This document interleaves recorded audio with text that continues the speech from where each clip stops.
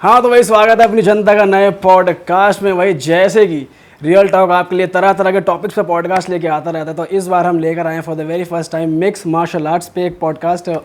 जो आज हमारे साथ मौजूद है हमारे गेस्ट, ये 15 साल से ट्रेनिंग कर रहे हैं एमएमए में। यादविंदर सिंह भाई, आपका स्वागत है हमारे शो पे। थैंक यू भाई, थैंक यू सो मच। आज हम जानेंगे कि भाई एमएमए कितना एक डिफ़िकल्ट स्पोर्ट है इंडिया में, और अगर किसी को स्टार्ट करना है कैसे स्टार्ट करें, how to start, when to start, और इसकी क्या क्या आगे चल के कौन सी चैंपियनशिप्स होती हैं, वर्ल्ड क्लास लेवल पे कैसे कैसी फाइट्स होती हैं, कैसे एक एथलीट वहाँ तक पहुँच पाए। तो आज हम ये जानेंगे। तो भाई स्वागत है आपका फिर से वन मोर टाइम। शुक्रिया भाई, सब लोग का शुक्रिया भाई। भाई आपके कान कुछ कह रहे हैं यार, मतलब मोस्टली एथलीट्स को हम देखते हैं उनके कान टूटे रहते हैं, जैसे आपके टूटे हुए हैं, तो इसके बारे में थोड़ा बताओ यार। भाई ये है पहलवानी का लाइसेंस बोलते हैं उनको, जो भी ये कान टूटे हैं ना, हम लोग लाइसेंस बोलते हैं कि पहलवानी का लाइसेंस मिल गया हम लोग को। तो बहुत सारा ट्रेनिंग करने के बाद में, और रेसलिंग करते थे? हाँ जी, मैंने कुश्ती से चालू किया था। तो कुश्ती चालू करने के पीछे बहुत बड़ा रीज़न था, बुली बहुत ज़्यादा स्कूल में होता, तो उस वजह से मैंने कुश्ती चालू किया। फिर मैं कुश्ती किया तो फिर सब जो ईयर का बात है वो मीन्स मेरे को मिला कुछ 7-8 साल बाद मेरे को ये ईयर मिला। बहुत खुश था जब मेरे को ये क्वालिफायर ईयर मिला। ये कैसे चोट लगी, किसी ने मारा या फिर ये खुद से करते हो आप? नहीं जी, मगी बहुत ज़्यादातर जो रेसलर्स का रहता है वो लोग ट्रेनिंग करते हैं जब बहुत ज़्यादा एक लिमिट से बाहर हो जाता है ट्रेनिंग, और एक ही स्टांस में रह के अपन ट्रेनिंग करते रहते हैं, बार बार हिट होता रहता है इस पर, may be multiple 1000 time hit होता है। तब ये आगे जो कार्टिलेज रहता है ना, तो ये लिक्विड फॉर्म में बन जाता है, पूरा फैल जाता है। तो धीरे धीरे ये 15-20 दिन में फिर एक बोन जैसा पूरा बन जाता है इसका, उतना हार्ड हो जाता है। पर इसको संभाल के रखना पड़ता है 15-20 दिन। अगर 15-20 दिन आपने अच्छे से संभाल लिया तो फिर अच्छा शेप आ जाता है, नहीं तो अदरवाइज पूरा ऐसा कोई बड़े तो वो बड़े 15-20 दिन कितना दर्द होता है, क्या होता है, वो कैसे होते हैं 15-20 दिन, थोड़ा बताओ भाई। अखाड़े में छुट्टी नहीं देते ना, तो वो बोलते हैं कान टूट भी गया ना, आगे बैठ कर लगा, डंड लगा, वो सब कर। तो जब जाते थे ना घर से अखाड़े को, तब हवा लगती है, स्कूटर पे बाइक पे किसी पे जाते थे, हवा लगती थी, उसमें से भी दर्द होता था। हवा लगने में भी दर्द होता है। फिर कोई टच कर दे फिर तो ऐसा बंदा जंप जो उसका रहता है ना, सीधा जंप भी 10-15 फीट मार देगा, ऐसा रहता है। बहुत दर्द रहता है भाई। तो कुश्ती से एमएमए में कैसे आना हुआ? भाई कुश्ती तो पहले जब मैंने चालू किया था ना, तो मेरे स्कूल में था, मैं जब मैं कुश्ती में आ रहा था तो मैंने 4 स्कूल चेंज किए हैं। 4 स्कूल चेंज करने का रीज़न था मेन बुली। हर स्कूल में आपको बुली किया जाता था? हर एक स्कूल में बुली होता था। मैं मुझे बहुत ज़्यादा मोटा था, बहुत मोटा था मैं। अच्छा। और जैसे मैं मोटा था ना, तो फिर आके ना बड़ी क्लास के बच्चे आके मेरे को मारते थे बहुत गंदे ढंग से, कॉर्नर में जाके ना शू से हिट करते थे ऐसे।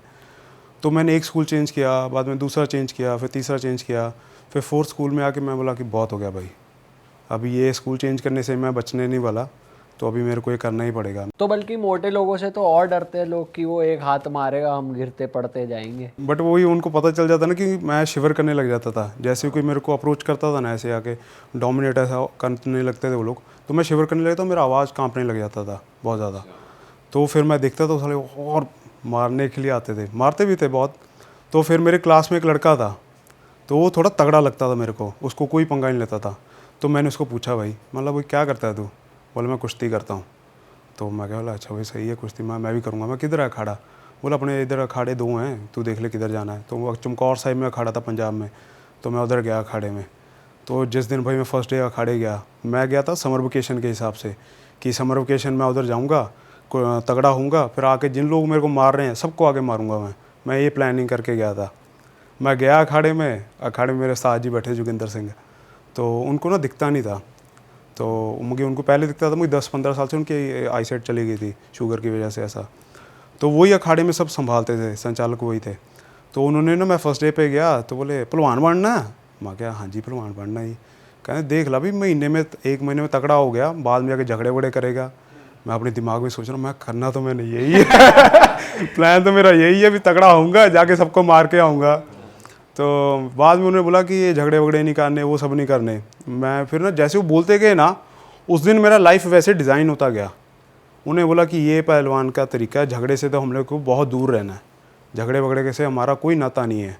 जितने तगड़े हो जाओगे आप पे, और आपको काम रहना है, आराम से रहो। तो फिर मैं उस दिन से फिर मैंने प्लान कर लिया कि मैंने नहीं, झगड़ा वगड़ा नहीं करना, कुछ नहीं करना। फिर रेसलिंग के सिद्धांतों के हिसाब से चलता गया। बट मेरे को शुरू से ये था कि मेरे को रियल फाइट करना है, फाइट। वो डब्ल्यू देखते थे राइट सब लोग, डब्ल्यू के बचपन में हम लोग सब कितना रियल है। हाँ, तो मेरे को तो ऐसा कि रियल फाइट करना है, मेरे को लगा कि वो रियल है। मैंने ट्रायल भी दिया उसका एक, तो लुधियाना में उनका एक ट्रायल हुआ था, पंजाब में इवेंट हुआ था रेसलिंग का, तो उनका उधर ट्रायल हुआ था, उन्होंने ट्रायल रखा था, जैसे कहते हैं कोई बड़ा इवेंट होता है कि सेमिनार रख लेता है, तो उन्हें सेमिनार रखा हुआ था छोटा सा। तो बच्चे लोग को भी अलाउ किया हुआ था, उसमें फॉल लेना सिखाते, जैसे रेसलिंग में हम लोग पहले फॉल देना सिखा देते हैं कि फॉल कैसे लेना है मैट रेसलिंग में।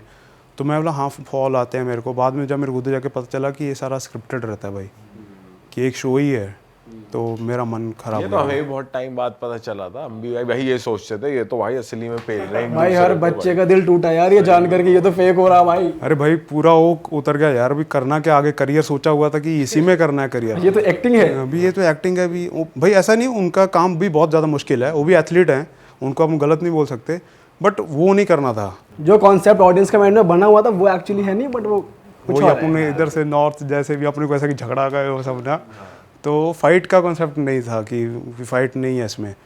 तो फिर मैंने घर पे आके ना ऐसे ही सर्च मारा, मैंने कि फ्री फाइट्स, ऐसा रियल फाइट्स। तो मेरे को ना भाई ये गूगल पे नॉर्मल गूगल पे आके मैंने सर्च किया, नया नया इंटरनेट लगा था, बहुत स्लो चल रहा था, ऐसे ऐसे करके ई वाला वो निशान था ना वो चल रहा था। तो मैंने बोला कि चेक किया मैंने, तो मेरे को ना फर्स्ट 2 फाइट निकले। मैंने देखा एक बंदा था ऐसे ब्लड ऐसे चाट रहा था, उसका नाम था बीजे पेन, UFC का लेजेंड है बंदा, वो अभी रिटायर हो गया। तो मैंने उसका फाइट देखा, वो फाइट किया, उसने फाइटर का कट खोल दिया, मुंह खोल दिया सारा, और उसके बाद में उसका ब्लड ऐसा टेस्ट करा ऐसा जीतने के बाद में, वो ना मेरे को ऐसा हिट हुआ। मैं बोला यार ये असली चीज़ है, मालूम मेरा उसी दिन हो गया, मैं करना तो यही है। तो उसके ग्लव्स पे UFC लिखा हुआ था, तो मैं बोला अच्छा UFC, तो UFC करेंगे।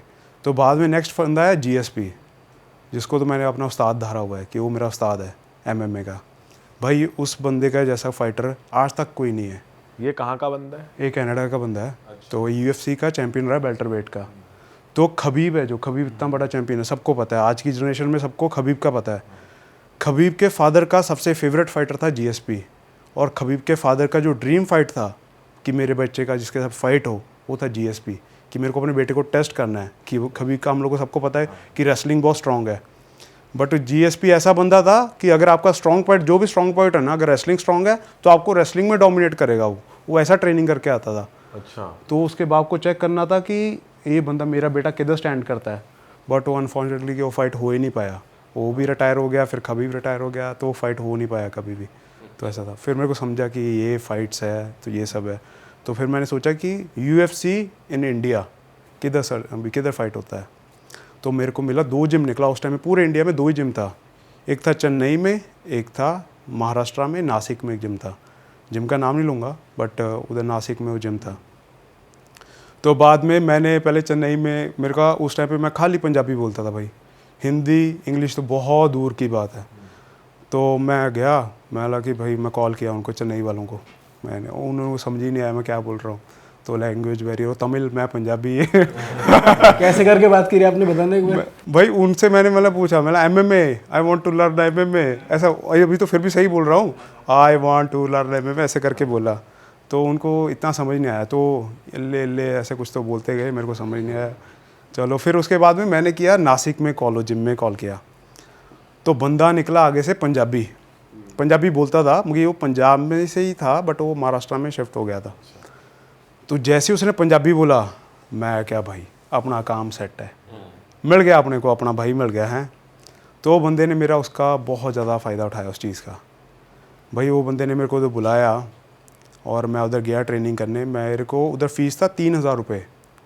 मेरे फादर मेरे को छोड़ने गए थे उधर। तो जब मैं मिलने गया उनको, फर्स्ट मैंने कॉल किया जब उनको, तो बोले कि हम लोग मोहाली में एक इवेंट कर रहे हैं। उस टाइम पे इंडिया में बहुत बड़ा कंपनी लॉन्च हुआ था MMA का, बहुत बड़ा। तो उसका UFC में बात हो रहा था उस टाइम पे, तो उनका मोहाली में इवेंट हो रहा था। तो इवेंट के टाइम पे वो लोग आए उधर कि चलो उधर आके मिलना। तो मेरे पेरेंट्स गए उधर, माउंट करके होटल था उधर था, तो उधर गए तो उनको मिला। तो हम लोग भी माउंट में चले गए। उसको लगा कि अरे मालदार पार्टी है, भी इनसे हका लो, उसके दिमाग में ये सब बैठ गया। तो बंदे ने क्या किया, बोला कि मेरी मम्मी को बोलता है माता टेंशन लेनी है, हुण मेरा छोटा भरा है, मैं तो ख्याल रखूँगा। मैं बोला ठीक है चलो ख्याल रखोगे, बढ़िया है ना, मम्मी को भी टेंशन हो गया। पर मेरी मम्मी को उस दिन पे थोड़ा खटक गया। माँ लोग को सबको समझ आता है कि बंदा सही है या गलत है, फिर वो अपने भरोसा कर लेते हैं, राइट। माँ रहती, माँ को स्मार्ट लेती है, माँ परख लेती है भाई। तो माँ ने बोला कि मेरे को बंदा सही नहीं लग रहा, तेरे को सही लग रहा तू देख ले। भाई उस टाइम में +1 +2 का मेरे एग्ज़ाम चल रहे थे, फाइनल एग्ज़ाम चल रहे थे।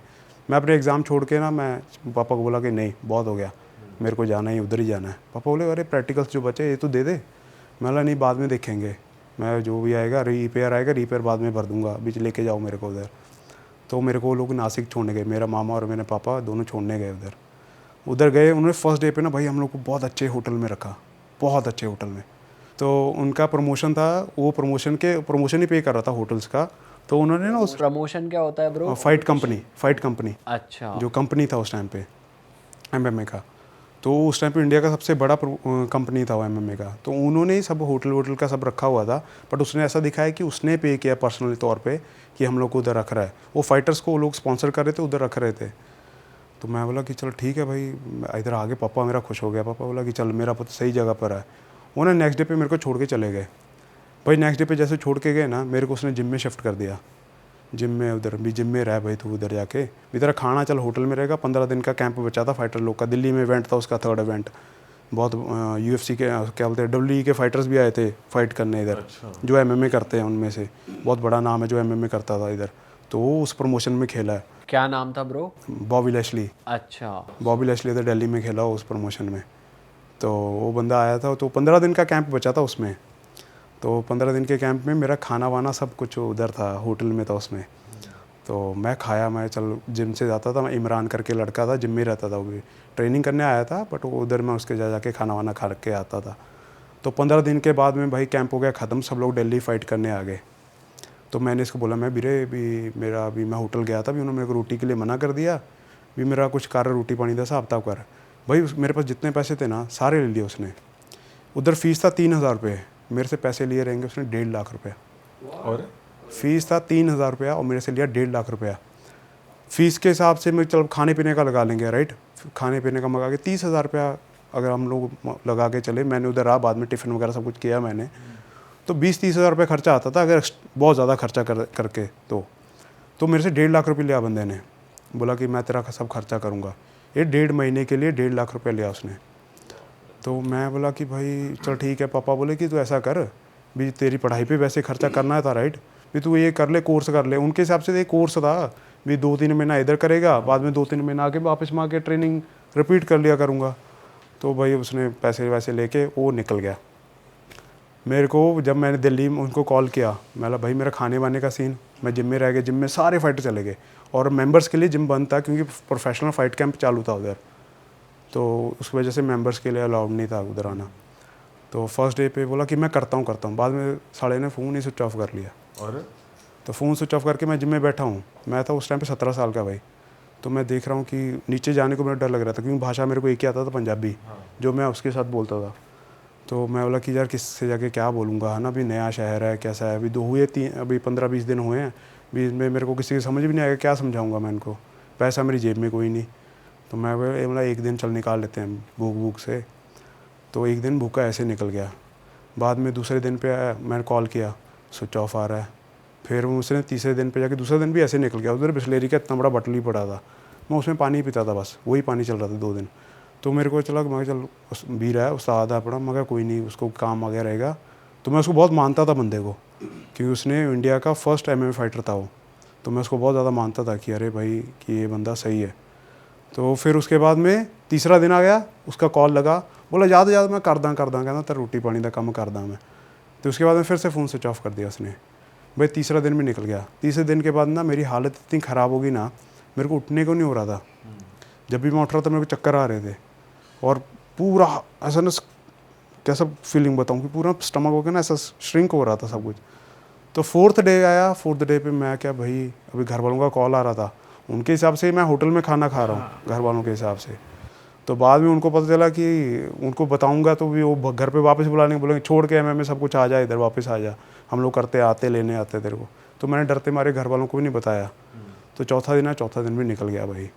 बस उस दिन पे ना मैट पे ऐसा सोया हुआ था, आँखें बंद कर रहा था, तो नींद आ रहा था, अच्छा लग रहा था, अभी नींद आ रहा, सो जा उठ मत। तो भी उठने का बिल्कुल मन नहीं कर रहा था, जो होता बॉडी को हो जाने दे, तो सो जा आराम से। वही पता नहीं भगवान ने भेज दिया। उधर एक बंदा आया और मेंबर्स के लिए भी जैसे जिम बंद था, उसे बोर्ड पढ़ के ना कहीं से आ गया ऊपर वो जैसे ऊपर आया तो उसने बेल बजाया, तो इंक्वायरी करने आया था उधर। तो मैं ना वैसे दरवाजे को पकड़ता ना गया ऐसे, तो मैं ऐसे खड़ा रह के मैं क्या भाई, उसने दरवाज़ा ओपन किया, प्रवीण माली नाम है उसका। तो मैंने दरवाज़ा ओपन किया, वो अंदर आया तो बोला मेरे को इंक्वायरी करना है। मैं ना ऐसे देखता गया, वो मेरे बोला बच्चे आप ठीक हो? मैं बहुत बड़ा था बंदा, तो मेरे आँख से मैं रो दिया भाई। मैं भाई मैंने तो भुख लगी है, मैं उसके साथ पंजाबी में बोल दिया, मतलब जैसे समझ आया चाहे नहीं है, मैं इसको बोल मैं भाई मैंने तो भुख लगी है यार। मैं गया, फिर मैं रोने लग गया। वो बंदे ने भाई कुछ नहीं किया, बोला आप बैठो इधर ही। वो भाग के नीचे गया, खाना वाना लेके आया, सब कुछ लेके आया मेरे लिए, और 1 महीने का मेरा टिफ़िन लगा के दिया मेरे को, उसे खुद से ही। और उसने मेरी वजह से उधर मेंबरशिप लिया। बोला कुछ भी होएगा, मेंबरशिप वैसे बंद था, बट बोला कि नहीं उनको बोल देना कि मैंने लिया, अभी आएंगे ना 1 महीने के बाद में, तो कुछ भी होगा मैं पे करता हूँ, आप पे उनको दे देना। चल मैंने पैसे उठा के मैंने रख दिए उधर। बोले कि मैं आपके लिए इधर रहूँगा। वो बंदा मेरा ध्यान रखने के लिए बस, वो बंदे ने उधर मेंबरशिप लिया और मेरा खाने वाने का सब वो ही करके देता था भाई। तो ये बंदा आया 10-15 दिन के बाद में, अगर इसके भरोसे रहता जिम में मरा पड़ा रहता, मैं उधर मर जाता था। सही बात है। नीचे जाने को डर लगता था भाई। मैं वैसे सोचा घर पे बताऊंगा, घर वाले वापस बुला लेंगे। तो एमएमए का करने का बहुत वो था कि एमएमए करना ही करना है कैसे भी करके। उस टाइम पे जब मैं गया था 88 kg का था भाई। वो 1.5 महीने के बाद में जब मैं वापस आया, मैं 70 kg के आसपास था मैं। वो इतना वेट मेरा वो 1.5 महीने में कट हो गया। तो ये सब सीन था। उसके बाद में फिर मैंने आगे जाके फिर नए बंदे मिले, फिर मैं जाके मुंबई में जाके ट्रेनिंग किया। मुंबई के बाद सिंगापुर गया, फिर चाइना गया, फिर रशिया। तो जब आप ट्रेनिंग के लिए जाते थे तो वहाँ जो खर्चा होता है वो कंपनीज देती है जो जिनसे आप साइन हो गए थे, या खुद करना पड़ता है? भाई जो ट्रेनिंग का खर्चा है, जो शुरू में ट्रेनिंग का खर्चा करना पड़ा, वो सारा मेरे को खुद ही करना पड़ा। तो मेरे बापू ने मेरे लिए 4 एकड़ ज़मीन बेची है इसी फील्ड के लिए। हमारे पास 10 एकड़ थी पहले, तो 6 बीच में बिक गई थी इसी चक्कर में, मेरी ट्रेनिंग के चक्कर में। सबसे महंगा स्पोर्ट है भाई। 3 लाख रुपए एक कैंप का खर्चा आता है। कितने दिन का कैंप होता है? 2 महीने का कैंप रहता है भाई। और उसमें क्या क्या फैसिलिटीज़ मिलती हैं? ट्रेनिंग मेनली ट्रेनिंग होता है। कोचेज़ को वो पे करना पड़ता है, जिम को पे करना पड़ता है हम लोग को, हमारा रहने का रहता है, खाने का रहता है, और ट्रैवल का रहता है, वो सब खर्चा रहता है। एक फाइट कैंप का खर्चा आता है भाई 3 लाख रुपये। तो अभी 15 साल के हिसाब से लगा लो, 2 महीने के खर्चे के हिसाब से लगा लो। अगर 15 साल में कुछ नहीं तो 10 लाख हम लोग 1 साल का लगा के चले ना मिनिमम, तो 1,50,00,000 बनता है भाई। 5 ट्रेनिंग कैंप आपको 1 साल में लेने पड़ते हैं? मगर ट्रेनिंग ऐसा काम है कि ये चलता ही रहेगा, ये पूरा साल भर करना पड़ता और है। ट्रेनिंग भाई ऐसा नहीं होता कि आप वो सीख गए तो आप खुद ही प्रैक्टिस कर रहे हो? नहीं भाई, ये अगर आपको सेल्फ डिफेंस के लिए सीखना है तो फिर सही है। अगर आपको प्रोफेशनल वे में फाइट करना है राइट, फिर आपको वैसे फाइट कैंप्स करनी पड़ेंगे, हाँ, if you want to be lion right, you have to train with lions. तो वैसे ही सीन है कि अगर आपको ये फाइटर करना है तो फाइटर के साथ ट्रेनिंग करना पड़ेगा। और उस लेवल के अगर आप प्रमोशन में फ़ाइट करना है तो उस लेवल के बंदों के साथ आपको ट्रेनिंग करना पड़ेगा। तो उसके लिए खर्चा करने बाहर जाना पड़ता है। भाई इंडियन गवर्नमेंट तो आई एम श्योर अपने एथलीट्स को इतना सपोर्ट नहीं करती होगी, लेकिन बाहर के एथलीट्स को उनकी गवर्नमेंट सपोर्ट करती है, या ये अमीरों का ही स्पोर्ट है, आपको अमीर होना ही पड़ेगा, अपनी जेब से खर्चा करना पड़ेगा? भाई चक्कर ये है कि मुंह पे पंच ना अमीर नहीं खा सकता राइट। पैसा कमाने के लिए पंच खा के पैसा कमाने, आई डोंट थिंक कि अमीर करेगा। किसी को पैशन रहेगा तो कर लेगा। ज़्यादातर जितने स्पोर्ट्स पर्सन हैं उनके घर पहले शुरुआत में देख लो कैसे रहते हैं भाई, सब गरीब रहते हैं, सबका कोई मीडियम क्लास ऐसा, इस फील्ड से ज़्यादा स्पोर्ट प्लेयर आते हैं। तो अगर स्पॉन्सर मिल गया तो लकी है। अगर बाहर की, जैसे आप पूछ रहे हो कि बाहर के बंदे, उनको स्पॉन्सर्स मिल जाते हैं बाहर, बहुत सारे प्रोटीन स्पॉन्सर्स है राइट, कपड़ों वपड़ों के हैं वो सब है, तो उनमें उन छोटी उनको स्पॉन्सर्स वगैरह मिल जाते हैं। हमारे इंडिया में ये नया गेम है, तो नए गेम में अभी तक लोग निचोड़ने लगे हुए हैं फाइटर्स को। फाइटर्स का अभी तक कोई फ़ायदा नहीं हुआ, फाइटर्स को खाली निचोड़ रहे हैं नई गेम के नाम से। बस लोगों को एक दिखाया हुआ है कि ये बोलते हैं ना लूमड़ी थी उसको अंगूर दिख रहे तो बस जंप कर रही है, तो वो सीन है, हम लोग को अंगूर दिखा रहे कि अंगूर लगे हुए हैं। बाद में जो फाइटर थक रहा था जंप मार के, वो बोलते था कि यार इसमें कुछ नहीं है, करियर एंड हो रहा है इंडिया में।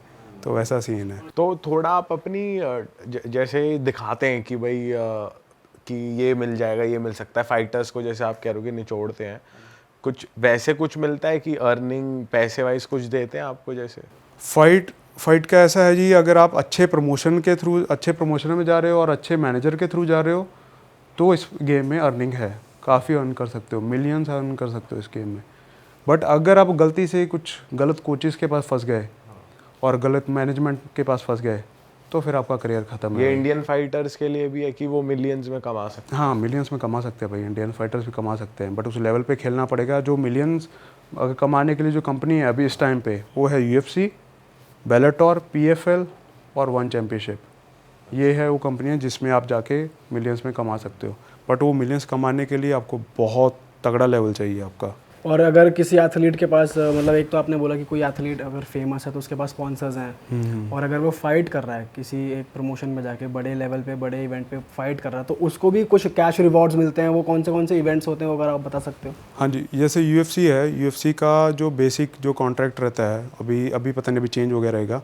जो पहले मेरे दोस्त UFC में खेलते हैं अभी, तो वो मेरे उन्होंने जो बताया था, तो उनका फर्स्ट रहता था फर्स्ट फाइट का 10+10 रहता था, मतलब 10,000 USD प्लस 10,000 USD एक मैच का। आप मैच जीतोगे तो आपको 20,000 मिलेगा, अगर मैच आप हार गए तो आपको 10,000 मिलेगा। जो 10+ का 10 फंडा रहता है कि 10 है अपीयरेंस का, कि आप फाइट खेल रहे हो, तो उसका आपको $10,000 मिलना ही मिलना है। और जो 10,000 है वो आपके रिजल्ट के ऊपर डिपेंड करता है कि आप जीतोगे तो वो आपको जाके फिर 10,000 मिलेगा, अदरवाइज नहीं मिलेगा वो। तो ऐसा सीन होता है। आपके ट्रेनिंग डेज की बात कर रहे, जब आप ट्रेन कर रहे थे, पैसे भी खुद ही लगा रहे थे, तो ऐसा कुछ मौका आया था कभी कि जैसे छोटे ही उस पे कि कोई फाइट हो रही है, वहाँ पे कुछ प्राइज मनी है, वहाँ पे कोशिश करी हो आपने जीतने की, ऐसा कुछ जैसे लोकल एरिया में होते हैं? भाई शुरू से जो मेरा एम है वो है UFC।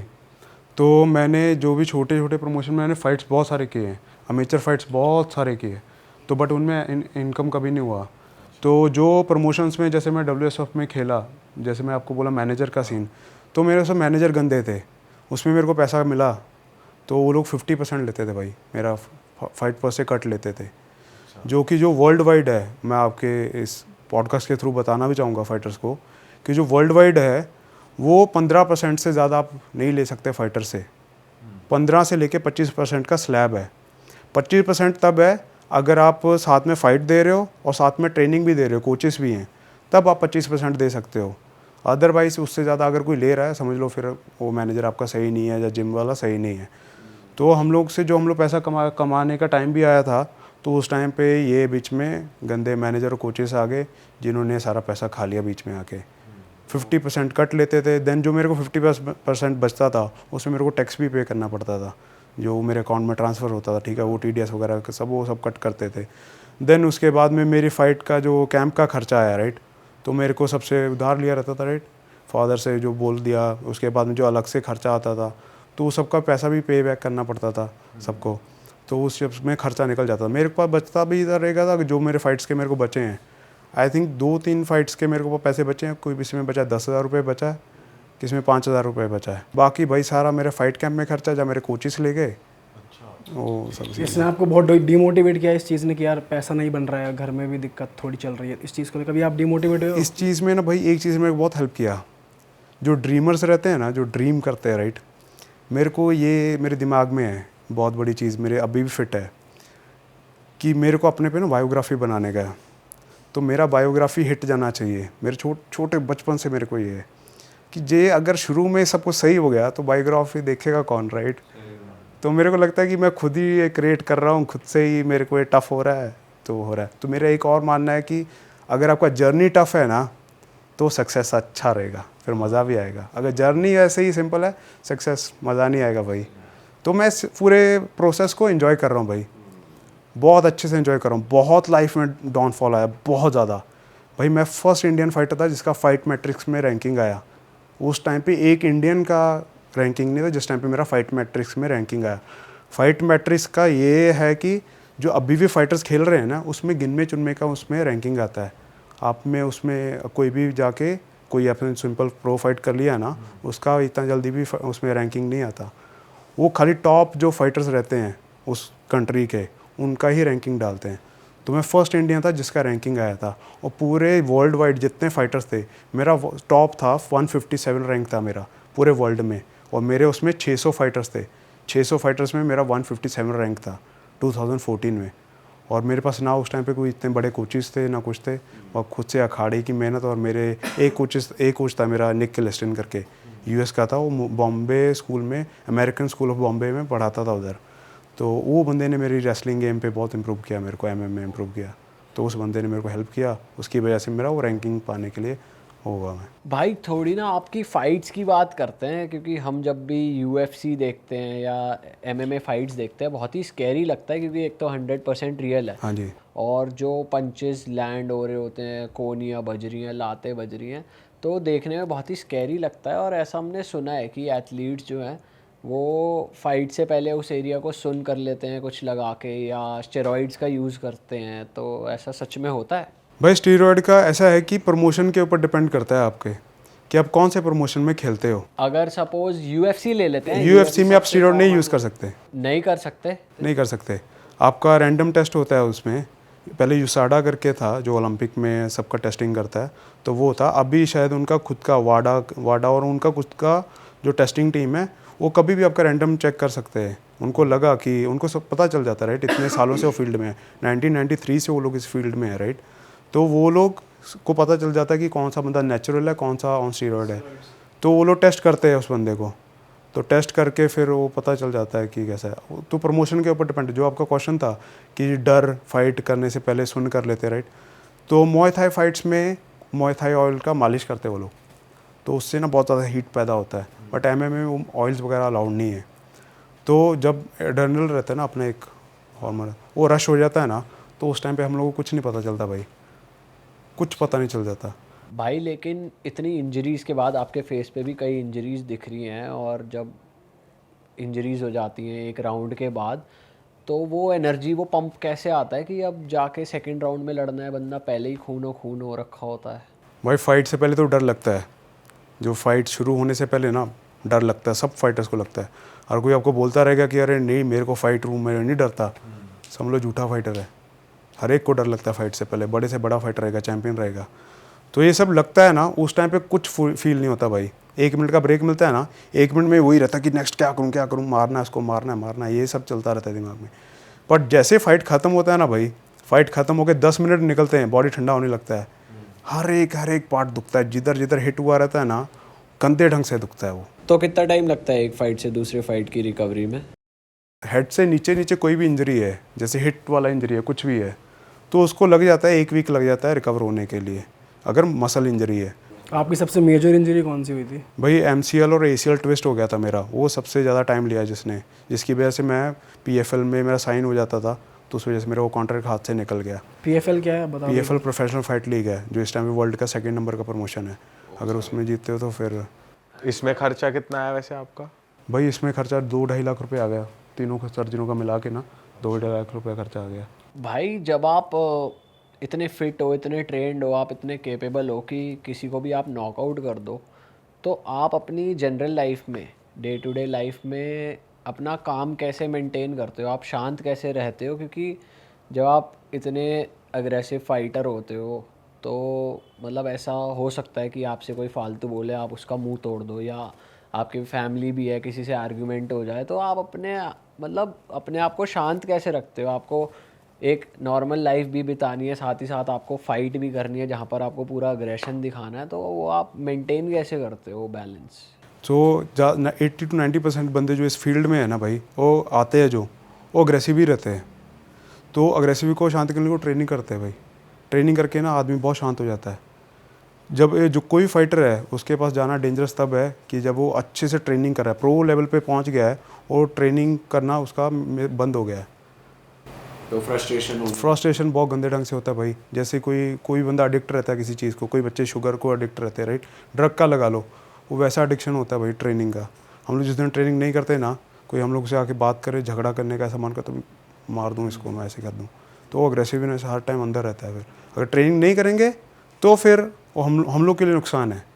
अगर ट्रेनिंग कर रहे हैं फिर हम लोग के लिए वो अच्छा है। बट मेनली सब लोग, जैसे मैं आपको पहले बताया, 7 लोग पहले बोल देते हैं कि भाई ये झगड़े से दूर रहो।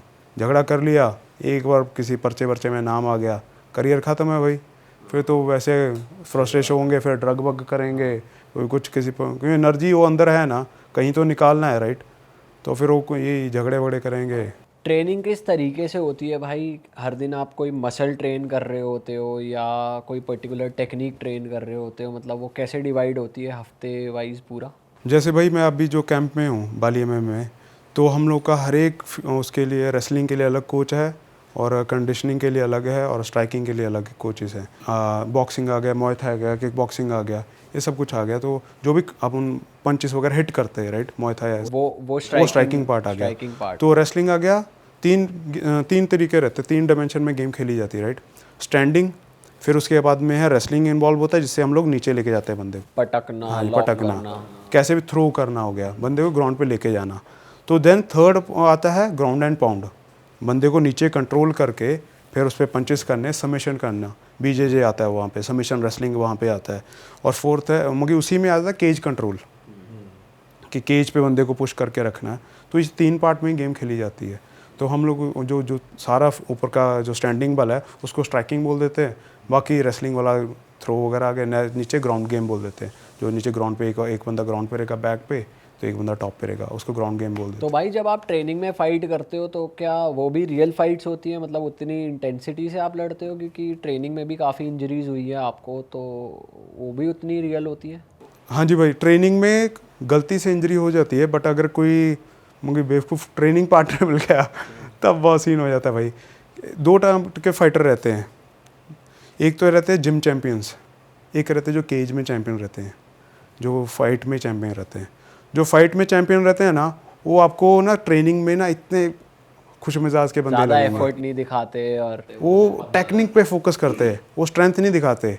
जो जिम चैंपियंस रहते हैं ना, वो आते हैं जिम में, वो अपने उनको प्रूव करने का रहता है कि ये जिम का किंग मैं हूँ। हाँ। तो उस बंदों से हम लोग को बचना पड़ता है। तो वो बंदे आते हैं, वो लोग घुमाते हैं, वो कभी कभी ट्रेनिंग करने आते हैं, महीने में 10-15 दिन आएंगे, वो स्पारिंग के डे पे आएंगे, ज़्यादा एक आधा स्पारिंग करने स्पारिंग आएंगे। क्या होता है? स्पारिंग हम लोगों का एक क्लोज टू फाइट रहता है, लाइव फाइट रहता है। हम लोग थोड़ा प्रोटेक्शन ज़्यादा रखते हैं, शिन पैड्स डालते हैं, पर एक्चुअल फाइट जैसा खेलते हैं हम लोग, मारते एक दूसरे को अच्छे से मारते हैं। तो वो सब चीज़ रहता है।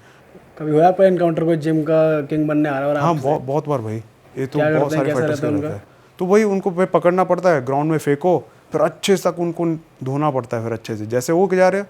सिंपल वो रहता, फंडा रहता है, if you hit hard I will hit hard.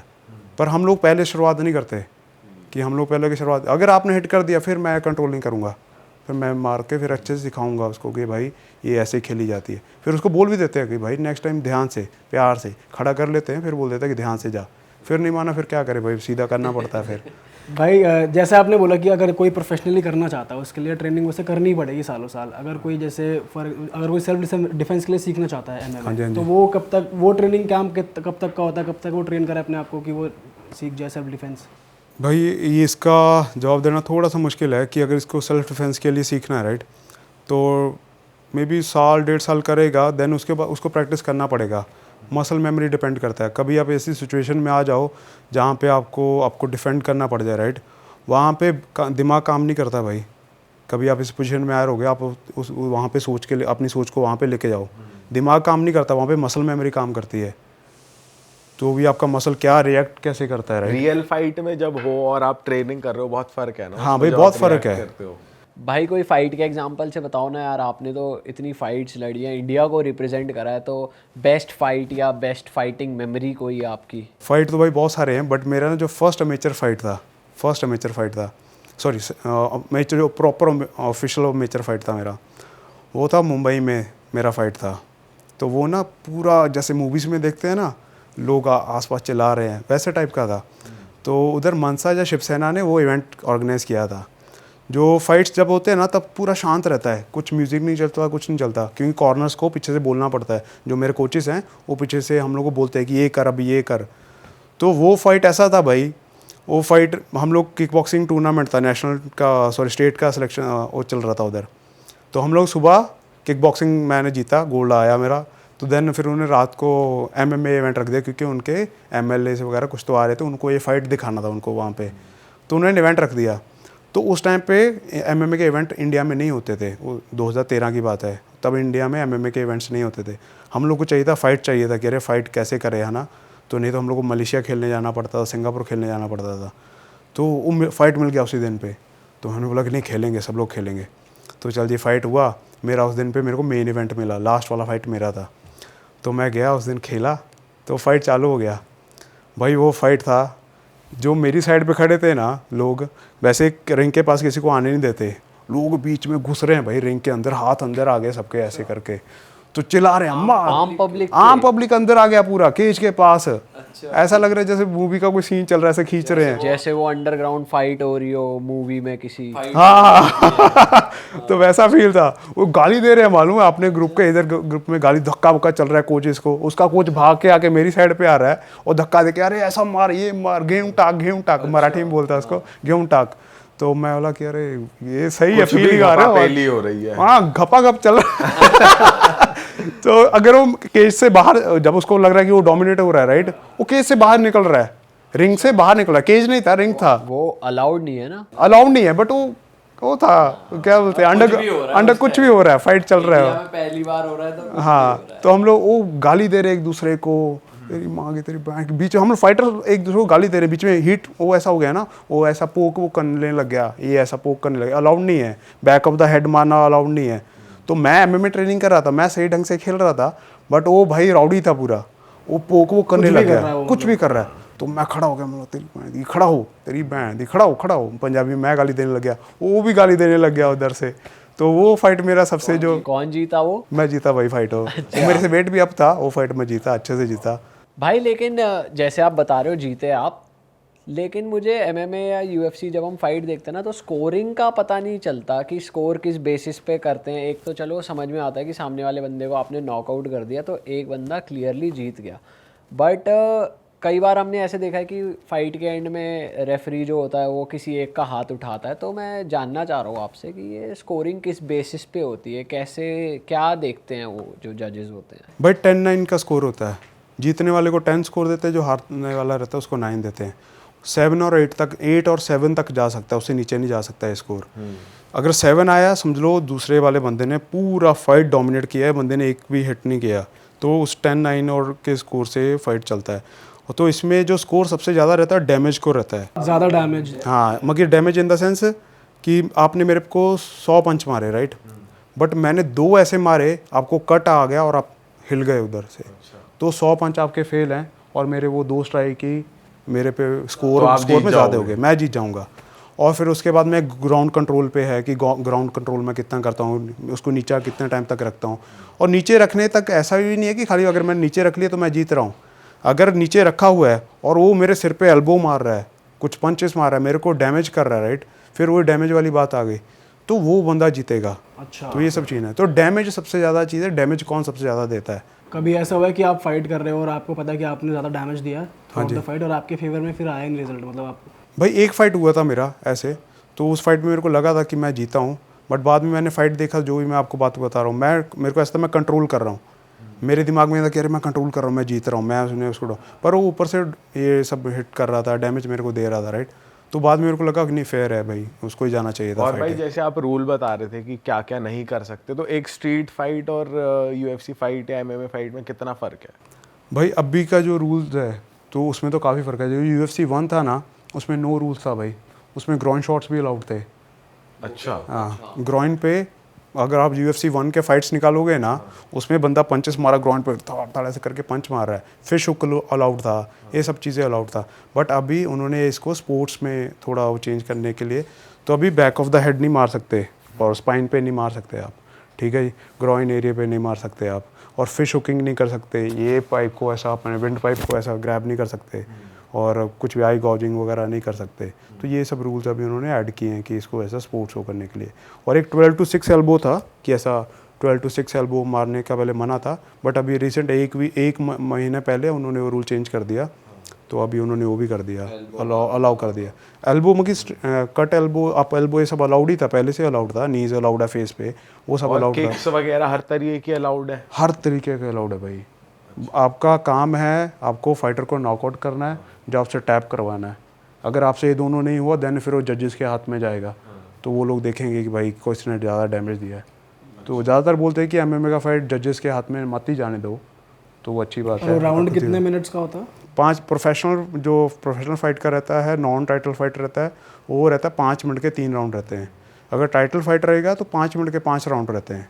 और जो अमेचर फाइट है, अमेचर का सेम है, 3 मिनट के 3 राउंड, और अगर बेल्ट के लिए अमेचर का टाइटल है तो 3 मिनट के 5 राउंड रहते हैं। आपने कौन से कंट्री के लोगों से फाइट करा है? भाई मैंने US, France, Singapore, Malaysia, Philippines, Pakistan कैसा रहा, जीते आप वो फाइट? भाई वो फाइट में एक पॉइंट से, जो मैं फाइट आपको बता रहा था ना कि मेरे को लगा कि मैं जीत रहा था, तो वो कंट्रोल पे वो फाइट में हार गया था भाई। कौन सी कंट्री के सबसे टफ फाइटर्स होते हैं? भाई सबसे ज़्यादा टफ रहते हैं जो इस टाइम पे चल रहे हैं वो है रशिया, दागिस्तानी, खबीब।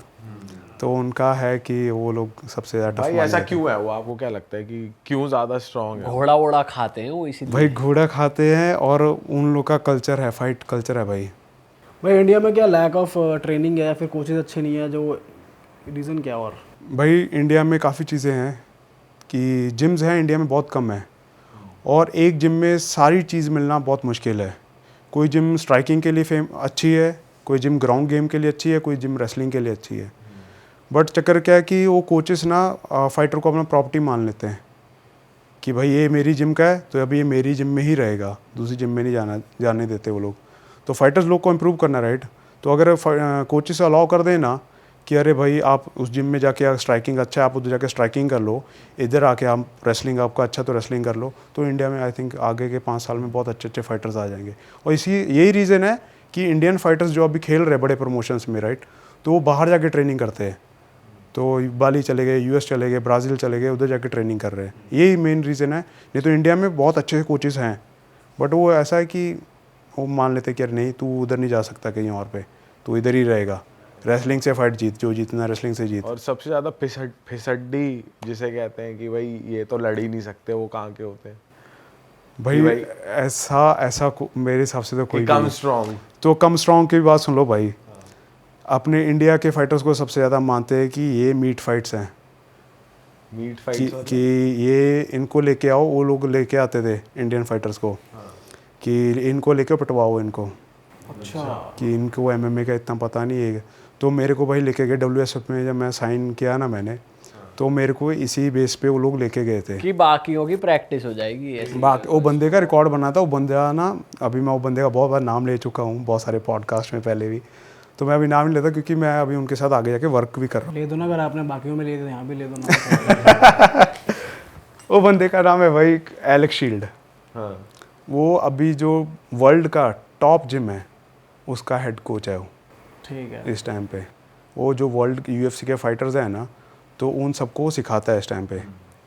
मेरा तो आपको फाइट करने के लिए ले गए उनसे? और मेरे को उसके साथ फाइट करने के लिए लिखे। मेरे को उनको पता था कि ये हारेगा बंदा। वो BJJ ब्लैक बेल्ट था भाई, मैं वाइट बेल्ट था, मेरे पास बेल्ट ही नहीं था कोई।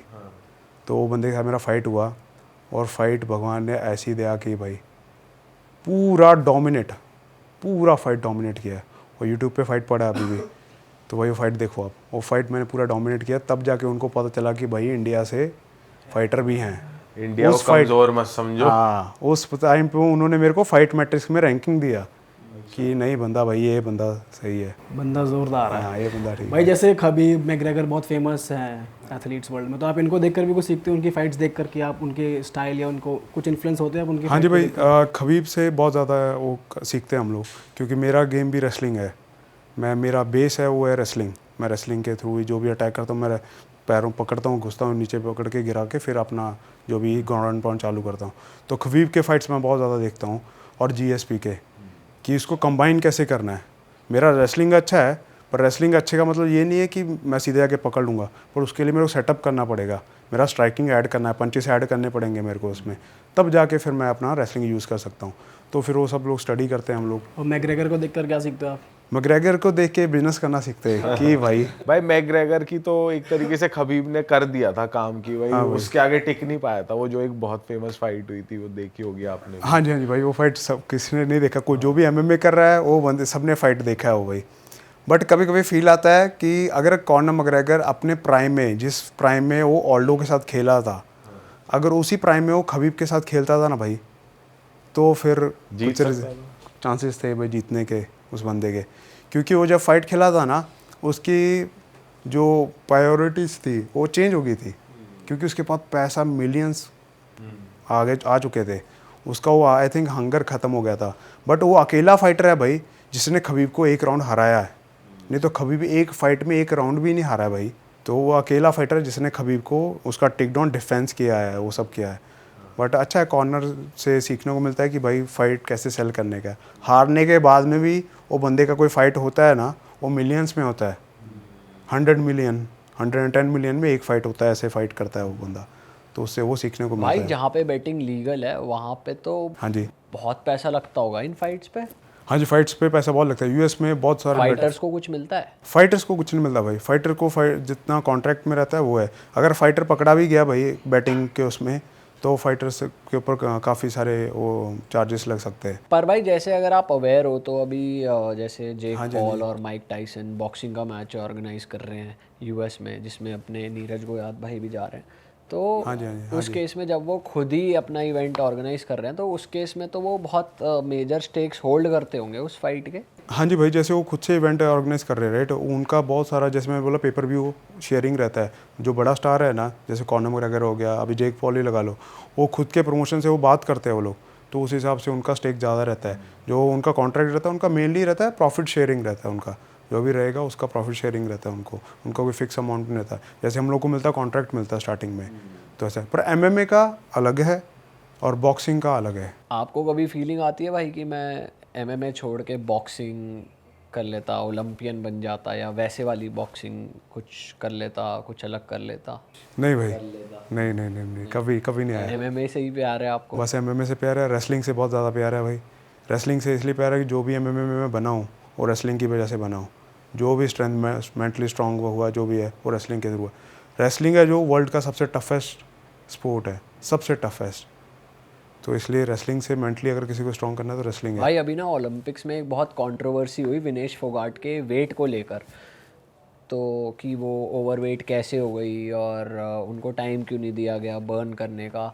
तो आप थोड़ा बता सकते हो इस बारे में कि वो क्या होता है, वेट चेक कैसे होता है, उससे रिलेटेड कुछ बता सकते हो आपकी वेट कट करना और फाइट से पहले वेट क्यों चेक होता है, जो रूल्स उसके हैं वो थोड़ा बता सकते हो आप?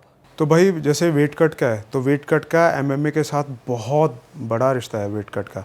तो जैसे मेरा लास्ट फाइट था, तो मेरा फाइट वेट है 61.5 kg। मैं बैंटम वेट में फाइट करता हूँ। 61 फाइट वेट 61.5 है आपका? 5 kg, बट मेरा वॉक अराउंड वेट रहता है 85 kg। वो क्या होता है भाई? मकी जो मैं फाइट वीक में रहूँगा, सॉरी जो मैं फाइट मंथ्स में रहूँगा ना, तो मेरा 85 kg वेट रहेगा। और मेरा लास्ट वीक में जो वेट आएगा, जो मेरा एक फाइट करने से एक हफ्ता पहले, वो मेरा 10-15 किलो वेट मेरे फाइट वेट से ऊपर रहता है। और मेरा फाइट से एक दिन पहले मेरा वेट चेक होता है, तो उस दिन मेरे को 61.5 रहता है, देना रहता है। और ट्रेनिंग में ज़्यादा रहता है आपका वेट? हाँ, ट्रेनिंग में मेरा वेट ज़्यादा तो रहता भाई जब आप इतना कट करते हो तो आपको फाइट के दौरान कमज़ोरी या मतलब वीकनेस नहीं हो जाती? है। हाँ जी भाई, वेट लॉस और वेट कट में दोनों में बहुत डिफरेंस है। वेट लॉस करते हैं धीरे धीरे करते हैं, और वेट कट रहता है हम लोग एक दिन में 10-15 किलो वेट कट कर देते हैं एक ही दिन में। तो वो तो फिर ट्रेनिंग अलग होती होगी? ट्रेनिंग नहीं होती भाई, क्योंकि हम लोग ना वो एक वीक का प्रोसेस रहता है, तो एक वीक में हम लोग पानी बहुत ज़्यादा लोड करते हैं, उसमें वाटर लोडिंग होता है और सॉल्ट बंद हो जाता है। खाली प्रोटीन के लिए हम लोग चिकन वगैरह एग्स वगैरह वो सब लेते हैं। तो जिस दिन हम लोग का फाइट वेट देना रहता है, उसके एक दिन पहले हम लोग सब कुछ बंद कर देते हैं। बंद करने के बाद में फिर आता है सोना में बैठ जाते हैं भाई। स्किपिंग थोड़ा 10-15 मिनट करते हुए सोना में बैठ जाते हैं, सोना के राउंड करते हैं। तो सोना के हम लोग करते हैं 15 मिनट के 5 राउंड हो गए, फिर 1 घंटे का 2 घंटे का ब्रेक लेते हैं, फिर 15-15 मिनट 10-10 मिनट के 5 राउंड हो गए। ऐसा करके हम लोग उसी कुछ 6 या 7 घंटे में हम लोग अपना वो 10-15 किलो वेट कट कर देते हैं। तो वाटर वेट कट होता है, जितना बॉडी में वाटर रहता है वो सारा निकाल देते हैं। बट चक्कर आके पड़ता है लास्ट वाले 1 किलो पे। जब वो आ जाता है उसके बाद में हम लोग का ग्राम्स में वेट कम होता है। 10 ग्राम, 100 ग्राम, 150 ग्राम, ऐसे ऐसे वेट कम जो होता है। अभी बहुत बड़ी कंट्रोवर्सी चल रही थी कि हाँ जी उनको 100 ग्राम्स एक्स्ट्रा था, हाँ जी, तो फिर उनको ऑन द स्पॉट टाइम दिया जाता है कि तुम इसे कट कर लो। हाँ जी भाई, वो टाइम दिया जाता है, बट वो टाइम भी 1 घंटा दिया जाता है। 1 घंटा एक्स्ट्रा दे देंगे आपको। पर उन्होंने काफ़ी सारी चीज़ें करी भी थी कि जिससे कट हो जाए वेट। हाँ जी भाई, बट उनका वेट कट नहीं हुआ। आई थिंक वो अगर वेट कहीं हम लोग भी मेक नहीं करते ना, तो सबसे ज़्यादा अनप्रोफेशनल माना जाता है उस चीज़ को। अगर वेट आपने नहीं मेक किया तो आपको फ़ाइट करने नहीं देंगे। अगर फ़ाइट करने दिया तो आपका 70% कट ले लेंगे। बट अपने पहलवान के साथ जो हुआ है राइट, वो इसलिए गलत, सबसे ज़्यादा गलत क्या है, वो बंदी ने इतने बड़े बड़े चैंपियंस को हराया, उसने उसका सिल्वर मेडल बनता है भाई। उस चीज़ के लिए सपोर्ट करनी भाई पड़ती है। लेकिन ये रूल क्या था ओलंपिक्स में कि 2 बार वेट होना था उस दिन, कैसे होता है? भाई रेसलिंग का ऐसा रहता है कि फाइनल फाइट से पहले जो भी सीन रहता है ना, आपका फाइट से पहले वेट होता है, हर एक फाइट से पहले। सॉरी जो जिस दिन आज मेरा फाइटर है, आज मेरे 2 फाइट होंगे, तो मॉर्निंग में मेरा वेट चेक होएगा। जो वेट में मैं फाइट कर रहा हूँ, अगर मैं 61 में फाइटर तो मेरे को 61 मेरा वेट देना पड़ेगा। अगर मैं नहीं दे रहा, मैं डिस्क्वालीफाई कर देंगे मेरे को। तो मैंने फर्स्ट 2 राउंड मैंने आज क्लियर कर दिए। कल मेरा सेमीफाइनल है, ठीक है, तो मेरे को कल फिर से वेट मेक करना पड़ेगा, कल से फिर से मेरे को 61 करना पड़ेगा। चाहे फाइट के टाइम पे मैं 70 kg हो जाऊँ, वो चलेगा, बट जब फाइट से पहले जब वेट का चेक करने का टाइमिंग रहता है, उस टाइम पे मेरे को वो वेट देना पड़ता है, और फाइट के बाद में वो लोग वेट चेक करते हैं, ठीक है। तो रेसलिंग का थोड़ा सा अलग है, रेसलिंग का टफ है, इसलिए बोलता है रेसलिंग बहुत ज़्यादा टफ है। हम लोग को मिलता है 30 घंटे का टाइम मिलता है रिकवर करने के लिए। हम लोग इतना वेट कट करते हैं तो हम लोग को 30 घंटे का टाइम मिलता है रिकवर करने के लिए। जैसे मैं 61 पे फाइट करता हूँ, तो जब मेरा फाइट करने का टाइम आएगा मैं 75 रहता हूँ भाई, जिस दिन फाइट करता हूँ, तो उसका मेरे को कोई चक्कर नहीं है। बट इनका ऐसा है कि इनको फाइट के बाद में वेट देना रहता तो है। आप 61 ले आते हो फिर उस टाइम पे जब फाइट हो रही होती है? जब मेरा फाइट का वेट का दिन रहता है, उस दिन मेरे को 61 करना रहता है। उसके बाद चाहे मैं 80 kg हो जाऊँ, चाहे 100 kg हो जाऊँ, मेरा कोई चक्कर नहीं। MMA का ये रूल है जी, कोई वेट नहीं चेक करता भाई। इसके लेकिन जब ये मैग्रेगर वगैरह वेट देने जाते हैं, तो ये तो एक इवेंट की तरह ही होता है कि भाई लोग आए हुए हैं, प्रेस आई हुई है, और उस टाइम अगर ज़्यादा आ जाए तो फिर तो भाई सीन ही हो जाए। भाई जो ऑफिशियल वेट रहता है ना, वो सेरेमनली ऐसा कुछ तो बोलते हैं उसको, वो वेट रहता है, वो पब्लिक वेन्स रहता है, जिसमें हम लोग फेस ऑफ देखते हैं ना, वो पब्लिक वेन्स रहता है। तो जो हमारा ऑफिशियल वेट होता है, वो सुबह 10 साढ़े 10 बजे या 12 बजे तक हम लोग का वेट ख़त्म हो जाता है। जो फाइट्स कंफर्म फाइटर्स ने वेट मेक कर दिया है, उसके बाद वो फाइट कंफर्म है, उसके बाद हम लोग खाना पीना खा सकते हैं। जो हम लोग देखते हैं ना फाइटर फेस ऑफ करते हैं, वो उस टाइम पे उनका कंफर्म्ड है, वो उस टाइम पे रहेंगे अपने वेट से 5-5 6-6 किलो वेट ऊपर रहते हैं। अगर कोई फेदर अपना कॉर्नर फेदर में खेलता रहेगा, राइट, तो वो 70-75 kg रहेगा उस टाइम पे जब फेस ऑफ करते हैं वो लोग। भाई चलो, जैसे मैग्रेगर हो गया, खबीब, तो एक अलग लेवल के लेजेंड है, ये तो प्रोफेशनल्स हैं ही। हाँ जी। अगर ये वाली बात की जाए, जो इन्फ्लुएंसर जैसे जेक पॉल है, वो करने लग गया फाइट अब, हाँ जी। और वो फेस ऑफ करता है माइक टाइसन के साथ या किसी के साथ, तो आपको क्या लगता है ये सब फेक है ये वाला केस में? भाई जेक पॉल ना बहुत अच्छा बॉक्सर है। अच्छा। ये लोग ना वो चीज़ देख नहीं पा रहे। वो बंदा कब से बॉक्सिंग का ट्रेनिंग कर रहा है भाई। वो यूट्यूबर है, चलो वो उसका अच्छा चल रहा है, राइट, बट वो बंदा यूट्यूबर के साथ साथ बहुत अच्छा बॉक्सर है। उसके साथ उसको हल्के में नहीं ले सकते भाई, कि वो खाली यूट्यूब पे करता है ऐसा मतलब आपको लगता है कि वो लोग फाइट्स इतने बड़े लेवल पे कर रहे हैं जस्ट फॉर द मनी, और वो सब स्टेज रियल होगी वो? मतलब जो फाइट्स उसने MMA फाइटर्स के साथ किए हैं, जो माइक टायसन के वाले फाइट है, उसके ऊपर मैं कोई कमेंट नहीं देना चाहता, राइट। तो वो क्योंकि आई थिंक वो एक तरह का वो बोलते हैं ना हम लोग शो मैच टाइप, वैसा मैच था आई थिंक, जो करने भी वाला है, चाहे तो हो गया जो करने वाला है। बट जो उसने काफ़ी सारे फाइटर्स के साथ फ्लॉयड मेवेदर के साथ भी करा है उसने। फ्लॉयड के साथ आई डोंट थिंक कि उसका हुआ भी मैच। फ्लॉयड के साथ उसने उसको कॉल आउट किया था आई थिंक, बट हुआ नहीं। बट उसने बेन एस्क्रेन के साथ फाइट किया, एंडरसन सिल्वा के साथ फाइट किया, जो MMA फाइटर्स थे। सब लोग ने ना उसको हल्के में लिया कि अरे यूट्यूबर है, बट सब लोग ने उसका वो कर दिया कि अरे बहुत अच्छा बॉक्सर है। कॉल आउट किया था रायन गार्सिया के साथ। हाँ, वो बहुत अच्छा बॉक्सर है भाई, जेक पॉल बहुत अच्छा बॉक्सर है भाई। थोड़ा इसका MMA का या UFC में सबसे ज़्यादा डेडलीस्ट मूव अगर मैं आपसे पूछूं तो कौन सा होता है, जिसको आप भी मास्टर करना चाह रहे हो, या फिर आपकी लिस्ट में हो कि भाई ये मूव तो मेरे को एक दिन मारना है बंदे पे? भाई हर एक का अपना अपना पर्सनल रहता है। चोक मगर स्मेशन में चोक मारते हैं, आम बार रहते हैं, ठीक है। तो मेनली चोक के ऊपर बहुत वो रहता है कि अगर आप सो जाओ, चोक में आदमी सो जाता है, अगर चोक लगेगा ना, चोक आदमी सो जाएगा, तो उसमें रेफरी के ऊपर बहुत डिपेंड करता है कि अगर रेफरी को तब पूरा सब चीज़ संभालना पड़ता है, क्योंकि हम लोग को इंस्ट्रक्शन दिए रहते हैं कि जब तक रेफरी नहीं रोकता ना, आपको नहीं रुकना है। चोक में होता क्या है? चोक में आदमी उसका ये आर्टरी जा रहा है भाई, इधर से ये ब्लड, इसी से ये इधर हेड पे ब्लड जा रहा है अपने पूरा सर में। तो जब ये कट हो जाता है ना, तब आदमी बेहोश हो जाता है। अगर आप फील करोगे ना, तो ऐसे हाथ रख के, तो बिल्कुल नेक के बिल्कुल साथ में ऐसा शांत हो गए, तो ऐसे दग दग दग ऐसे चलते हैं वो। जब उनको प्रेस करते हैं ना, तो ब्लड रुक जाता है सर में जाने के लिए। ये दग दग तो फील हो चुका है। हाँ, और जैसे जब वो रुक जाता है ना, तो वो आदमी बेहोश हो जाता है। तो वही सेम इधर से नस जाते हैं, किसी के इधर से इधर होके जाते हैं, किसी के इधर से सर के पीछे से जाते हैं। तो जब भी आदमी नॉकआउट होता है, जब चिन पे पंच लगता है, तब आदमी नॉकआउट होता है, क्योंकि वो आर्टरी थोड़े टाइम के लिए कट जाता है और ब्लड सर में जाना बंद हो जाता है। तो इधर टेम्पल पे लगता है, टेम्पल पे भी ऐसा ही है, किसी का आर्टरी इधर से जाता रहता है, तो तब वो नॉकआउट हो जाता है बंदा। नॉकआउट और चोक में बहुत डिफरेंस है। जब नॉकआउट हो जाता है आदमी, तो उसके 45 डेज तक वो फिर से ट्रेनिंग नहीं कर सकता, पंच सर पे नहीं ले सकता। अगर उसने पंचेस लिया तो उसकी जान को खतरा हो सकता है, जहाँ आगे फ्यूचर में उसके बहुत सारे कॉन्सिक्वेंसेस हैं कि उसको भुगतने पड़ेंगे। भाई फाइट करते हुए आपको बहुत ज़्यादा मेंटली भी प्रिपेयर करना पड़ता है अपने आप को कि आप कोई फाइटर का एक अगला मूव एंटिसिपेट कर रहे हो, यार ऐसा ये ऐसा कर देगा, थोड़ा इतना गैप होता है वाइल फाइटिंग? हाँ जी भाई, वो फाइट IQ बोलते हैं उसको, कि फाइटर्स का फाइट IQ कितना है, कौन से लेवल का है, तो उसको डेवलप करना पड़ता है, ट्रेनिंग से धीरे धीरे डेवलप करना पड़ता है।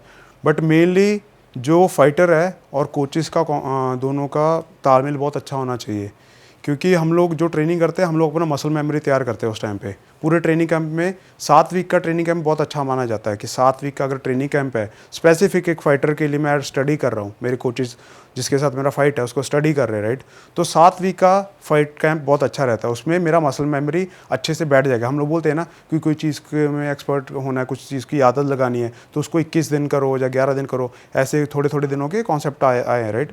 तो वैसे बॉडी को है कि मैं अपने फाइटर को पूरा स्टडी कर लिया है, तो मेरे को उसको पता है कि वो राइट हैंड से पंच करता है, राइट, तो मैं राइट हैंड से डिफेंस करके अपना मूव जो मेरा अटैक है डिफेंड करके मैं अपना अटैक करूँगा।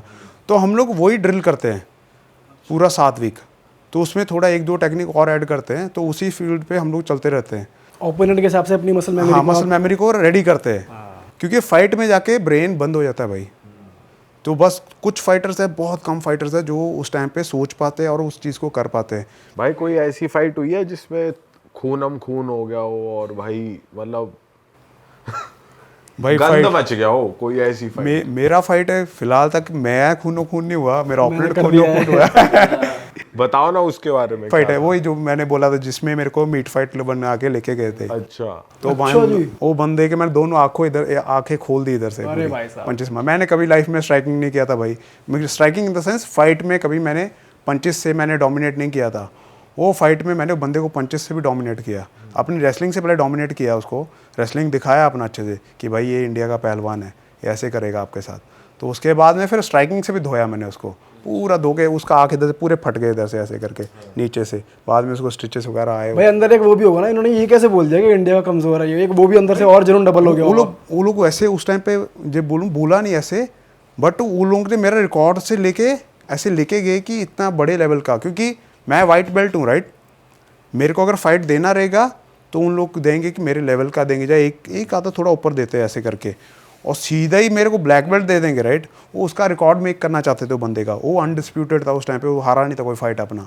जब वो मेरे साथ फाइट खेला तो उसका फर्स्ट लॉस मेरे से मिला उसको, कि भाई ये फर्स्ट लॉस मिला। निकाल के रख दिए सारे रिकॉर्ड। वैसे भाई आप अपने शरीर के लिए क्या क्या करते हो, कैसे मेंटेन करते हो इसको? भाई मेन तो जब मैं ऑफ सीजन रहता हूँ, मैं बहुत ज़्यादा घी खाता हूँ, हम लोग को फैट खाना पड़ता है बहुत ज़्यादा, क्योंकि बॉडी रिकवर करना पड़ता है। सैचुरेट फैट है जो भी घी है अपना, गेहूँ से ज़्यादा अच्छी चीज़ कोई नहीं है फाइटर की रिकवरी के लिए। जैसे अभी मैंने फ़ाइट किया, जब कैंप से वापस आया हूँ, तो मैं फिर 15-20 दिन पूरा भर के घी खाता हूँ, वेट गेन करता हूँ।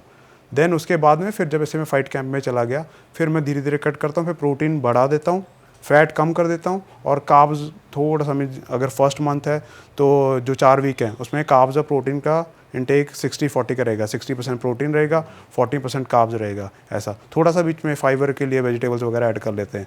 बट बाकी के टाइम पे जो लास्ट का 3 वीक है उसमें हम लोग का खाली प्रोटीन ज़्यादा रहता है, 80-20 रह जाता है, 20 में फाइबर आ जाता है और 80 में प्रोटीन आ जाता है। कार्ब्स बिल्कुल बंद कर देते हैं। पूरी नॉन वेजिटेरियन डाइट आप फॉलो करते हो? हाँ जी, मैंने पहले 2 साल के लिए वेजिटेरियन मैंने रहा, क्योंकि मेरे पहले रेसलिंग करता था तो मेनली वेजिटेरियन रहते थे हम लोग। तो फिर मैंने उसमें एक फील किया, वेजिटेरियन में स्टेमिना बहुत अच्छा रहता है भाई, स्टेमिना आपका थकते ही नहीं हो, वेजिटेरियन का ये सबसे ज़्यादा प्लस पॉइंट है। पर नॉन वेज का ऐसा कि नॉन वेज छोड़ते हो ना, स्ट्रेंथ का बहुत फ़र्क पड़ता है भाई। जब दूसरे फाइटर्स के साथ खेलते हो ना, तो वो लोग के साथ बहुत मुश्किल पड़ता है, फिर इंजरी होने का बहुत चांसेस रहता है, मसल थोड़ा बिगड़ जाता है। तो हम लोग को नॉन वेज टेस्ट के लिए नहीं खाते, बट मजबूरी है, खाना पड़ता है नॉन वेज, स्ट्रेंथ के लिए खाना पड़ता है, तो इसलिए फिर नॉन वेज खाते हैं फिर हमें। सही है भाई, मज़ा आ गया आपसे बात करके, और आशा करते हैं हमारी ऑडियंस को भी बहुत मज़ा आए नए स्पोर्ट के बारे में जान के। अगर काफ़ी लोग हैं जिनके लिए स्पोर्ट्स बहुत नया था, आपको मालूम पड़ गया कि अगर आपकी इसमें इच्छा होती है इसमें आने की, तो आपको मालूम पड़ेगा क्या प्रोज एंड कॉन्स हैं। एंड भाई आप कुछ कहना चाहते हैं जाने से पहले? भाई मैं सबको ये कहना चाहूँगा कि जो पेरेंट्स हैं तो भी अपने बच्चों को MMA भेजो, सेल्फ डिफेंस के लिए सबसे अच्छी चीज़ है, सबसे अच्छी चीज़ है। अगर उसको करियर करना है वो बात की बात है, उसके लिए आपको किसी प्रोफेशनल की एडवाइस लेनी पड़ेगी। अगर सेल्फ डिफेंस के लिए उसको डराओ मत कि अरे चोट लग जाएगी, वो लग जाएगी। सबसे बेस्ट है चीज़ भाई सेल्फ डिफेंस के लिए, आपको अपनी फैमिली को डिफेंड कर सकते हो, खुद को डिफेंड कर सकते हो। बट और एक चीज़ और ज़्यादा सबसे ज़्यादा इंपॉर्टेंट जो मैं बोलना चाहता हूँ कि कौन सी जिम में जा रहा है, कौन से कोचेज़ के पास जा रहा है, उस चीज़ का आप ध्यान रखो। बच्चे को मोनिटर करो कि कौन से कब ट्रेनिंग में जा रहा है, उस क्लास में बच्चे कितने हैं, क्या है।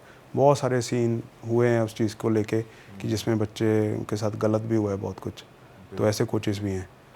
चलो भाई, जाते जाते मैं जनता से ये और बोलूँ कि भाई की लाइफ से जुड़ने के लिए भाई को इंस्टाग्राम पे जाके आप प्लीज़ फॉलो कर लीजिए। भाई का इंस्टाग्राम नीचे डिस्क्रिप्शन में मेंशन है, यहाँ पे स्क्रीन पे भी आ रहा था।